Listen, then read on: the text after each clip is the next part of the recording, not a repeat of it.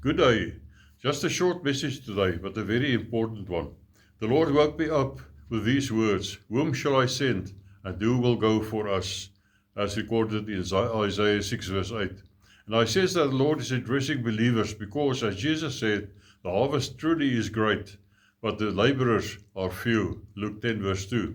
There are millions out there who are in urgent need of a Savior and the good news of the gospel. Paul writes in Romans 10 verse 14, "How then shall they call on him in whom they have not believed? And how shall they believe in him of whom they have not heard? And how shall they hear without a preacher," without you and me? Every believer has in him the living waters that unbelievers are in such a dire need of. Isn't it selfish of believers not to share the good news with lost souls? Won't you make a decision today to respond to the Lord's call, as the prophet Isaiah did by saying, "Here am I, send me." May God bless you.